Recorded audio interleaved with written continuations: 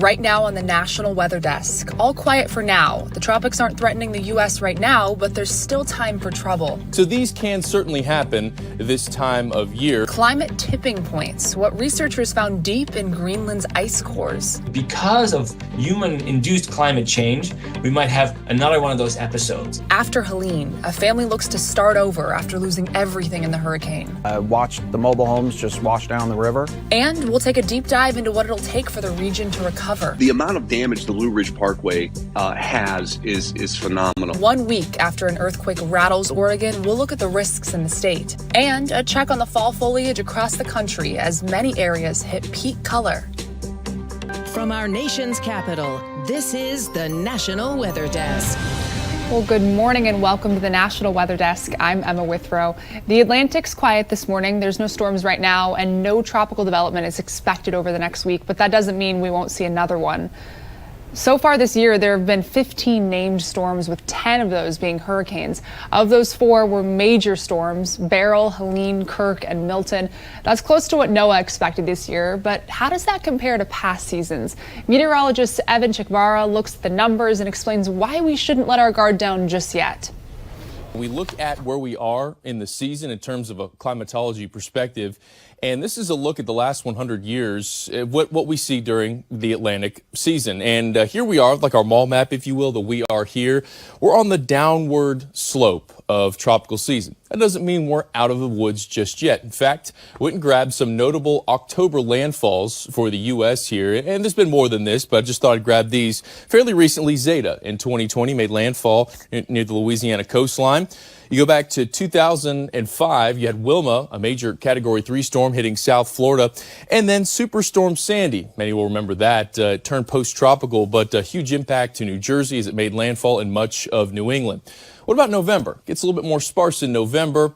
We look back to 1985, Kate impacting Mexico Beach as a lower-end Category 2, and then Nicole more recently on November 10th of 2022. That was a Category 1 storm to the north of Miami there. So these can certainly happen this time of year.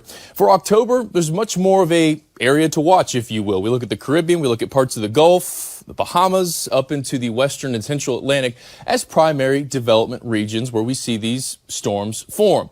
Then you get into November, and it becomes much more sparse in terms of coverage of where we see things develop. Sea surface temperatures cool, and generally we see this in the westernmost Caribbean, parts of the Bahamas, up the Gulf Stream, and then out here in the central Atlantic. So while we are nearing the end, we know that in recent history we went all the way through parts of the Greek alphabet, and you can sometimes see these even in December and January, but we are starting to wind down.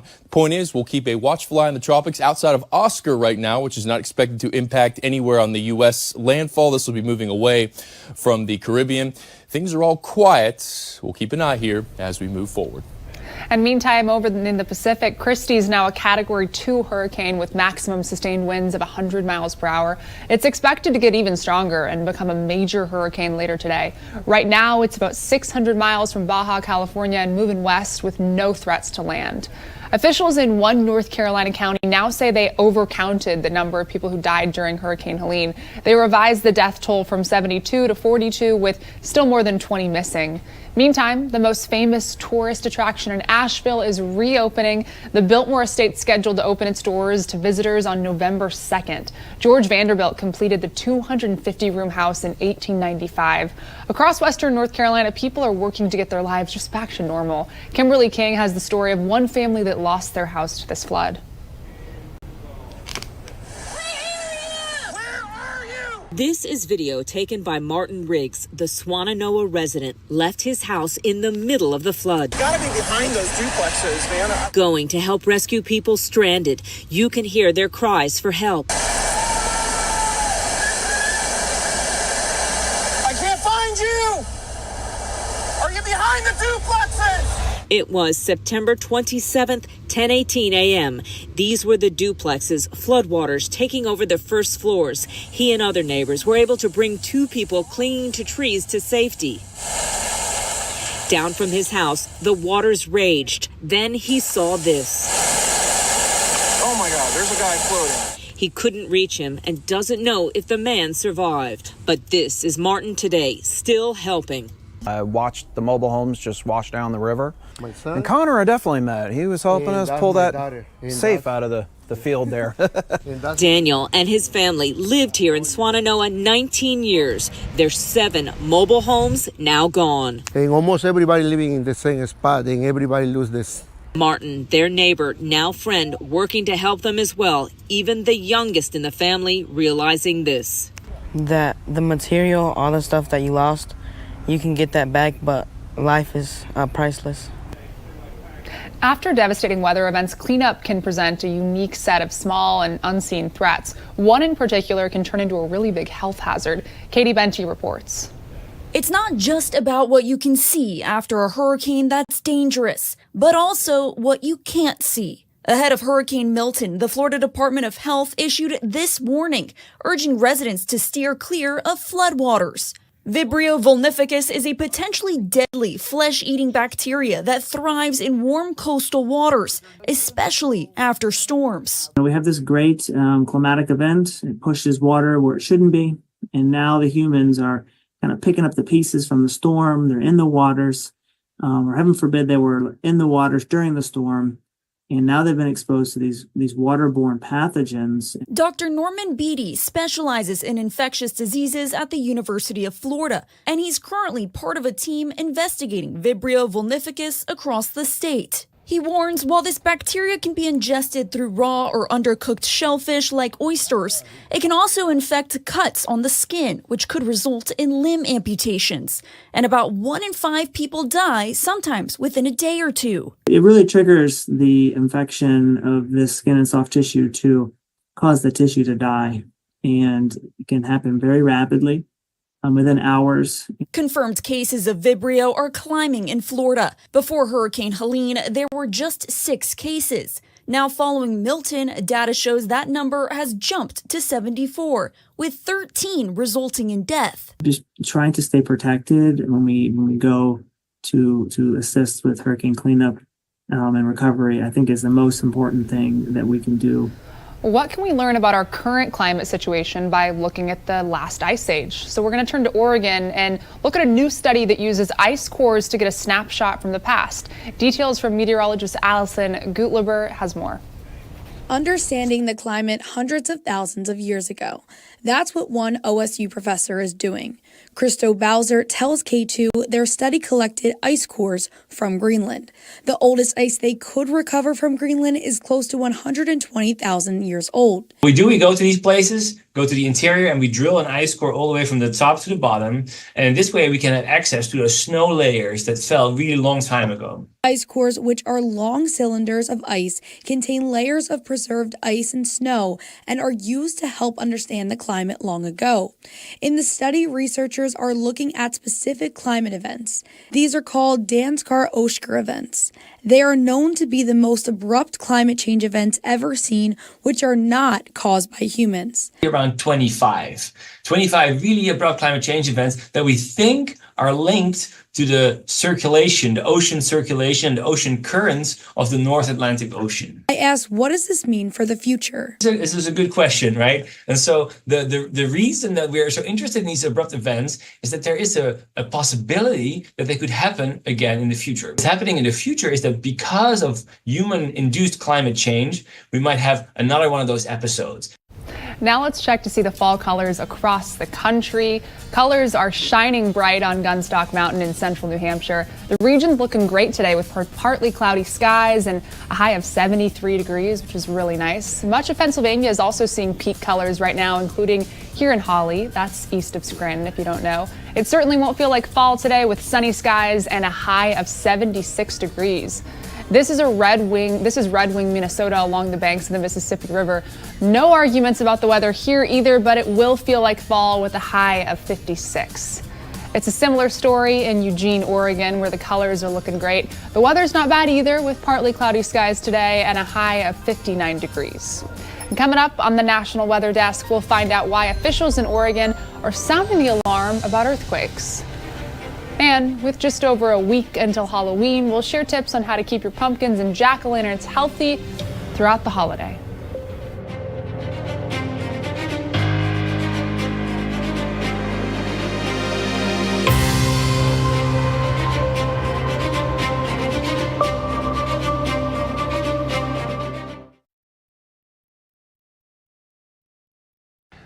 I'm meteorologist Charlie Lopresti with a look at the Northeast. It's a mild day in the Northeast, at least for most communities. We'll top out in the 70s. The exception, parts of northern New England.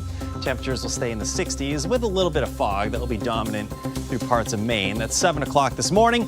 Notice a lot of sunshine out there during the afternoon. That's about 2 o'clock or so. That is a cold front. That's the boundary between the mild air in place and more seasonable temperatures that is slated to arrive for our Thursday. Enjoy. I'm Chief Meteorologist Gerard Jabali. Here's a look at the Mid-Atlantic region. We're still dry through your Wednesday until late Wednesday afternoon and evening, where we could see a front approach, bringing a few showers mainly to the mountain regions, but the rest of us looking pretty dry. It's going to still be a very warm one ahead of that cold front, likely still rising to the upper 70s near 80 degrees. The mountains definitely going to be cooler, but we will all be a lot cooler headed into Thursday with highs only in the 50s to 60s. I'm meteorologist Charlotte Carl. Here is a look at your high temperatures for your Wednesday, mostly in the 80s, low and mid 80s. We do see a few spots in the upper 80s. Memphis, Little Rock climbing into the 90s. Asheville is our cool spot in the upper 70s. Expect isolated showers for your Wednesday morning along the coastline of Florida and some other areas along the East Coast. We will see some high rip current risks along all of the East Coast beaches as a result of Oscar, and then everywhere else remains dry.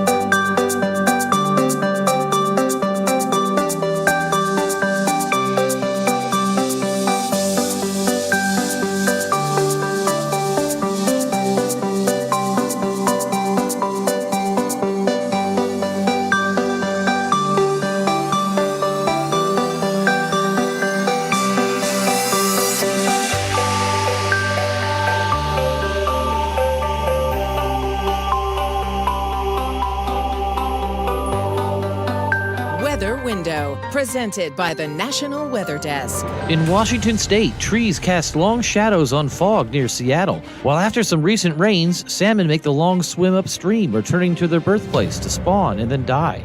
A fiery dawn welcomed the day in southwestern Montana, while this dog seems to enjoy the fall colors in eastern Tennessee. Dogs don't see the full spectrum of colors like humans do. They're basically red-green colorblind. For more content like this, like the National Weather Desk on Facebook. It's been almost 4 weeks since Hurricane Helene moved onshore, causing extensive damage and destruction from Florida to North Carolina. Emily Gracie sat down with the chief meteorologist at our station in Asheville, North Carolina, to ask what it was like to experience this hurricane inland and what it's going to take for the area to recover from this disaster.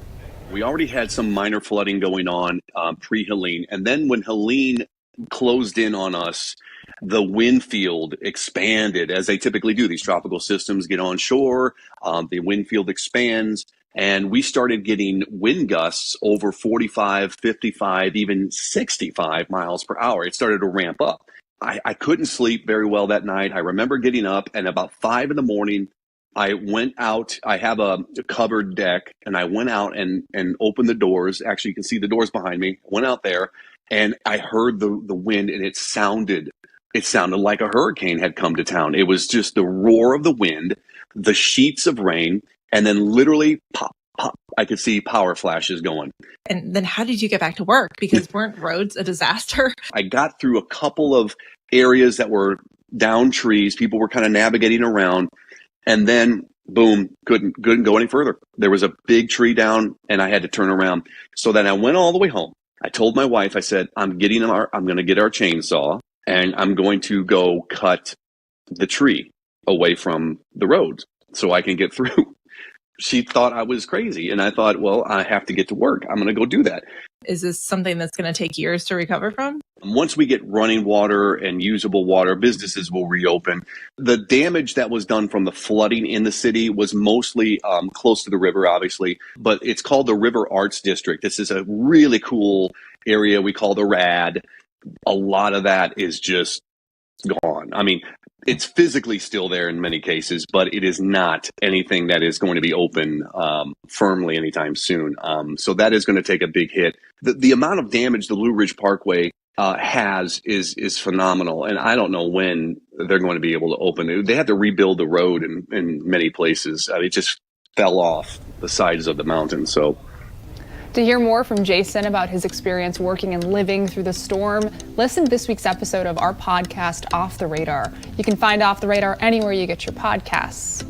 Last week, a 0.50 earthquake struck off the coast of Oregon. It's a reminder that the coast is vulnerable to shaking, tremors, and even tsunamis. Victor Park has more on these dangers. Some may remember the Japan tsunami that struck the coast of Oregon in 2011.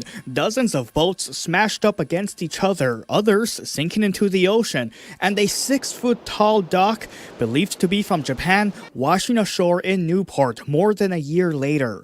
And then in 2022, a volcanic eruption more than 5,000 miles away sent waves into the Oregon coast. I thought it was going to be worse than what it was, but it was just the volcano erupted underwater, and it ended up being a 6-foot wave. A tsunami advisory was issued then. It was a reality check, really was, of the seriousness of what could possibly happen living on the coast. Now, earthquakes are common off the Oregon coast. After all, it sits along the Cascadia subduction zone.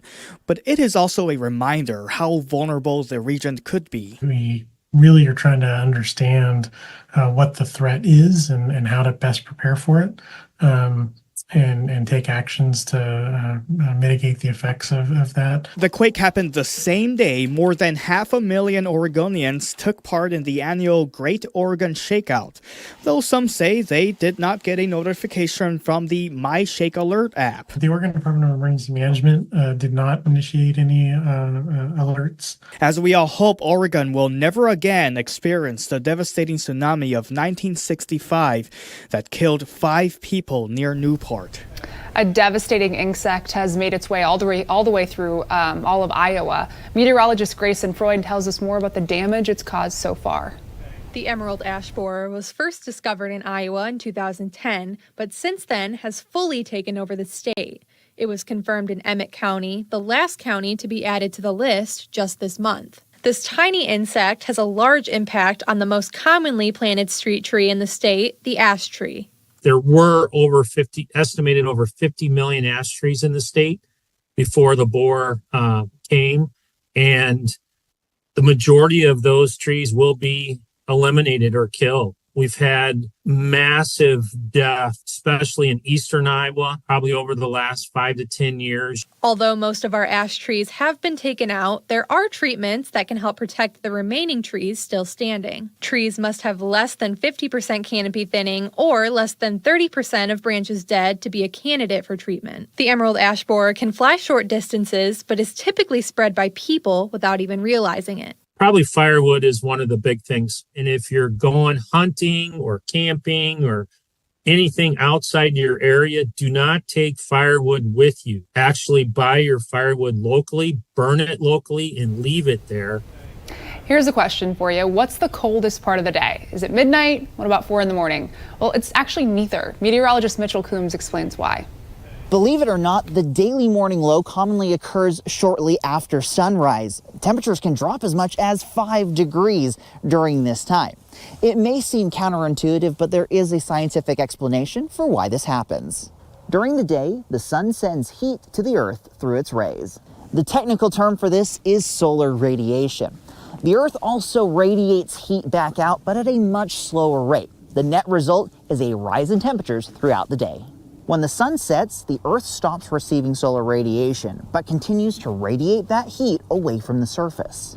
The result is a drop in temperatures through the night in a process known as radiational cooling. Oftentimes, clouds work as a blanket to keep warm air trapped down at the surface, but on cold, crisp nights, this radiational cooling is much more efficient. When the sun rises the next morning, we begin to receive solar radiation once again. However, the incoming solar radiation just after sunrise is quite weak, often weaker than the radiation being released by Earth's surface. Take a look at this chart where the red line is our temperatures throughout the day. And you can see that period just after sunrise when those morning lows often occur. It isn't until later in the day when the sun rises higher in the sky that we see that incoming solar radiation outweigh the exiting radiation from the surface. We see those peak temperatures in the afternoon a few hours after the maximum incoming solar radiation. This cycle repeats day in and day out at slightly differing rates based on weather conditions such as moisture and cloud cover. Now it's time for a short break, but first we're going to take a soar over Arizona's Lake Powell.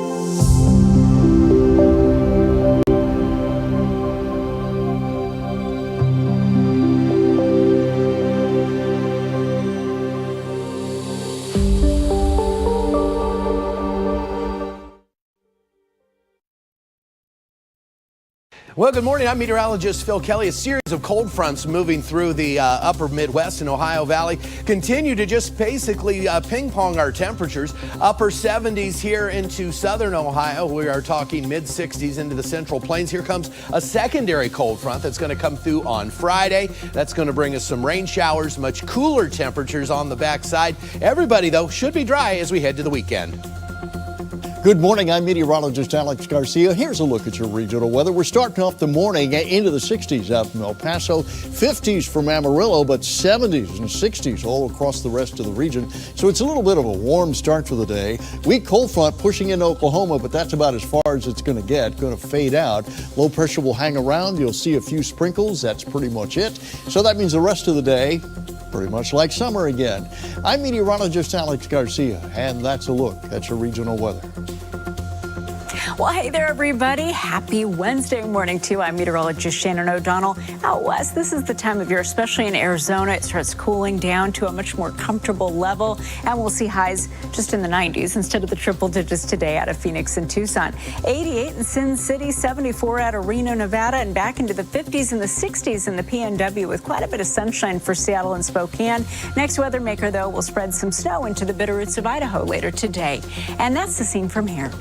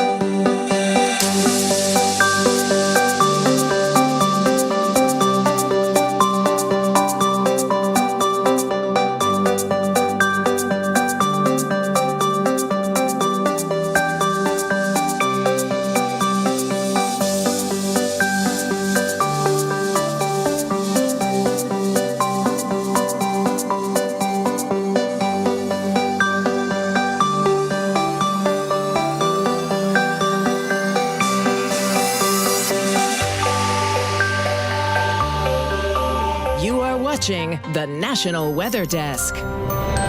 With Halloween just around the corner, we want to share some tips on how to keep your pumpkins and jack-o'-lanterns looking as good as possible. Let's take a recent look at a TikTok from meteorologist Josh Kozlowski.